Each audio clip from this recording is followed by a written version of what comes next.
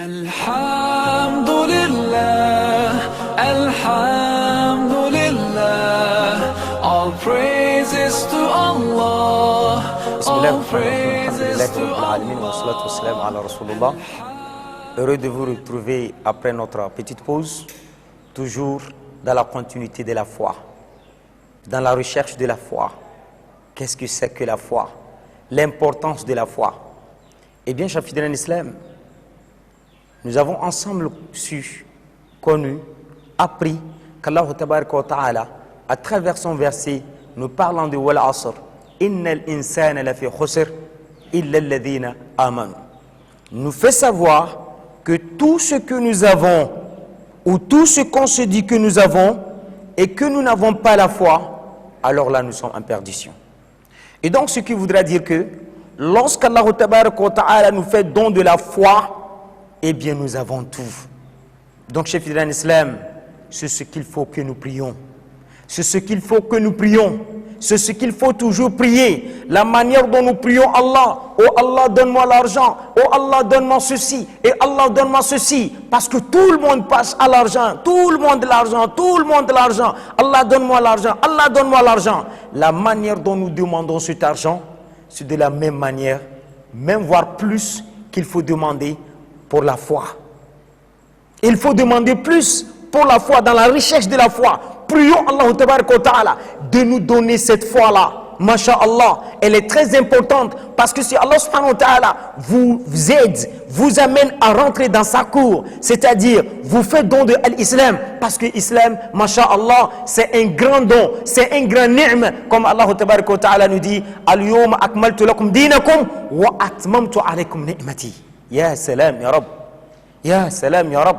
Allah Ta'ala qui nous a parachevé cet islam et nous a accompli tous les bienfaits. Et donc lorsque Allah subhanahu wa ta'ala nous donne l'islam, donc il nous a accepté dans sa cour. Sa cour c'est quoi? C'est l'islam. Parce qu'il nous dit wa raditu lakum islam dinan, et j'ai agréé l'islam là pour vous, j'ai accepté l'islam là pour vous. Et donc la cour d'Allah c'est l'islam. Si Allah Ta'ala vous ouvre la porte et que vous entrez en islam, ce qu'il faut prier c'est l'iman.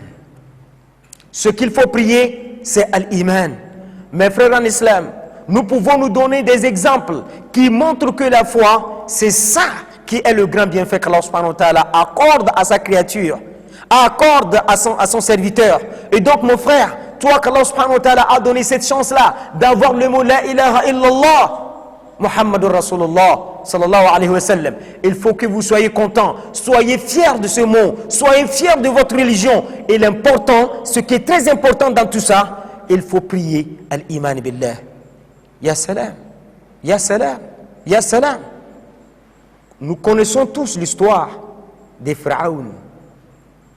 Nous connaissons tous Pharaon. C'est bien. Si la royauté était quelque chose, n'est-ce pas, qui devrait amener l'homme au paradis, alors là on devrait dire que Pharaon devrait être déjà au paradis parce qu'il faut voir sa royauté.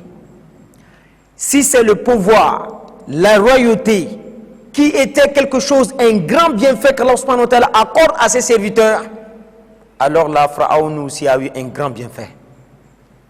Parce qu'il faut voir la royauté, le pouvoir qu'avait Pharaon. Il fallait voir, dans ce monde, il dirigeait, subhanallah, celui même qui abusait de son pouvoir et qui disait à Moussa alayhi salatu wassalam, Ana rabbukum li a'la, subhanallah, subhanallah. Il se voyait au-dessus de tout, même se placer comme Dieu lui-même. Subhanallah. Ya salam. Mais, au finish, Pharaon, comment est-ce qu'il a terminé sa vie? Est-ce qu'aujourd'hui, quelqu'un parmi nous peut accepter, parce que je veux que mon enfant soit un roi, reconnu par le monde, alors là, je vais lui donner le nom Pharaon?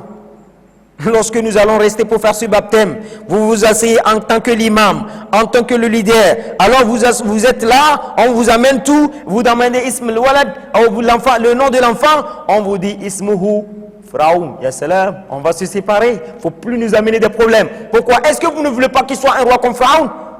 Mais pourquoi vous ne voulez pas Pharaon? parce qu'il n'avait pas quelque chose.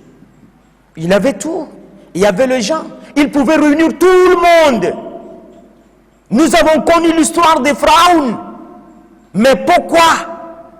Parce qu'il avait quelque chose qu'il n'avait pas en lui, qui est très important.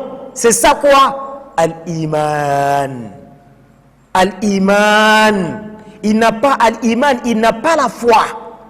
Il n'a pas la foi, il n'a pas cette foi. Al-Iman billah. Il n'a pas cette foi. Donc c'est pourquoi nous ne voulons pas rester avec lui. Donc si le bienfait était d'avoir le pouvoir, le bienfait c'était d'être un président, le bienfait c'est être un ministre, le bienfait c'est d'être un député, le bienfait c'est être un milliardaire, c'est-à-dire un député, un homme de pouvoir, alors Pharaon devrait être le premier de tout. Mais comme il n'avait pas ça, il est terminé comment? Le Coran nous parle de lui. Et de quelle façon? Comme étant une personne en perdition. Et donc, il ne faut pas qu'aujourd'hui, ce pouvoir m'amène à annuler ma foi parce que quelque part, je suis en train de chercher le pouvoir. Mon frère, rappelle-toi, Pharaon avait un pouvoir qu'on ne peut pas trouver de nos jours. Mais le Coran lui dit, il est en perdition. Alors là, que ta présidence, que le fait de chercher d'être un ministre, le fait d'être un député t'amène, ou d'être un directeur, t'amène à perdre ta foi. Subhanallah. Et donc le grand bienfait, ce n'est pas ça. Le grand bienfait aux yeux d'Allah Ta'ala, c'est quoi? C'est Al-Iman. Donc la foi, ce n'est pas, n'est-ce pas, dans ce chefferie, dans cette chefferie, dans le pouvoir, dans cette royauté que se trouve le bienfait d'Allah. La deuxième des choses, si c'était vraiment le savoir pour dire une personne intelligente, c'est elle qui est vraiment une personne qui a la foi, alors on allait dire Iblis et Shaitan. Alors il a vraiment, ça dit si on pouvait dire que c'est le Shaitan, c'est-à-dire le savoir, c'est ça qui est un grand bienfait. Une personne intelligente, hein, l'intelligence, le savoir, c'est ça qui est le grand bienfait de tout. Alors on allait dire que Shaitan a un grand bienfait. Pourquoi? Parce qu'aujourd'hui, on ne peut pas se dire aujourd'hui qu'on est plus intelligent que Shaitan. Non. Même Adam alayhi salatu wassalam, c'est devant Shaitan qu'on l'a créé. Si aujourd'hui, quelqu'un se dit, je suis un imam, je suis un prédicateur, je connais, wallah, et si vous ne marchez pas sur la foi et avec al-ikhlas, la sincérité d'Allah subhanahu wa ta'ala, je vous dis, avec votre connaissance du Coran et des hadiths, je vous dis, vous êtes dans la main de Shaitan, il peut vous balancer comme il veut. Pourquoi? Parce que c'est devant lui que la révélation a été faite. Même Adam alayhi salatu wassalam, c'est devant lui Shaitan qu'on a créé. C'est devant Shaitan qu'on a créé Adam alayhi salatu wassalam. Mais comment est-ce que toi tu peux t'en sortir pour dire je suis le plus expérimenté, je connais ceci, je suis doyen, même si on est doyen n'importe comment dans la vie, on ne peut pas être plus doyen que Shaitan. On ne peut pas être plus doyen que Shaitan. Parce que nous les êtres humains, nous les hommes, c'est devant Shaitan qu'on nous a créés. Ya salam ya Rabb. On ignore le verset d'Allah subhanahu wa ta'ala où Allah tabaraka wa ta'ala nous dit wa idh qala rabbuka lil malaikati isjudu li Adam fasajadu illa iblisa aba wastakbara wa kana min al kafirin. Ya salam. Ya salam. Donc le verset là nous montre clairement wa idh qala rabbuka lil malaika, lorsque ton Seigneur disait aux anges de se prosterner devant Adam alayhi salatu wassalam, fasajadu, tous ces gens-là anges se sont prosternés devant Adam alayhi salatu wassalam, illa, à l'exception, sauf Iblis. Ya salam. Pourquoi Iblis, à Shaitan, il a refusé? Parce qu'il était là, c'était devant lui qu'on l'a fait. Pourquoi mamana'aka? Qu'est-ce qui t'a empêché de te prosterner sous l'ordre de ton Seigneur? Qu'est-ce qu'elle dit? Allah, moi tu m'as créé du feu, de la lumière, du feu, parce que wajin. Donc tu m'as créé du feu. Et lui tu l'as créé de la terre, de la boue. Subhanallah. Subhanallah. Donc il voyait, lorsqu'on le créait, il sait de quelle matière il a été créé, lui, Adam alayhi salatu wassalam. Donc si aujourd'hui, quelqu'un veut se faire en connaisseur, quel qu'elle soit, que de soit sur la vie, que ce soit dans la religion, si vous ne marchez pas avec la foi, je vous dis, vous êtes toujours à la merci des Shaitan. Vous êtes toujours à la merci des Shaitan. Vous êtes toujours à la merci des Shaitan. Qu'est-ce qu'il peut nous faire naviguer? Qu'est-ce qui peut nous faire sortir ici? C'est al-iman billah wal-ikhlas. L'iman, la foi en Allah tabaraka wa ta'ala et la sincérité envers Allah tabaraka wa ta'ala. Donc, chers fidèles en islam, le temps qui nous est imparti est arrivé à sa fin. Inch'Allah, au cours de nos prochaines émissions, bi'iznillah subhanahu wa ta'ala, parlant de la foi, nous allons toujours continuer dans cette même direction, parlant de quoi? La foi, le grand don qu'Allah subhanahu wa ta'ala a accordé à ses serviteurs. Wa sallallahu ala sayyidina Muhammad wa ala alihi wa sahbihi ajma'in. Wassalamu alaikum wa rahmatullah. Alhamdulillah, Alhamdulillah, all praises to Allah, all praises to Allah.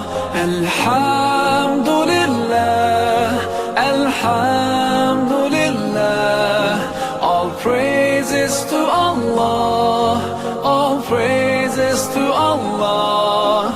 Alhamdulillah, Alhamdulillah, all praises to Allah, all praises to Allah.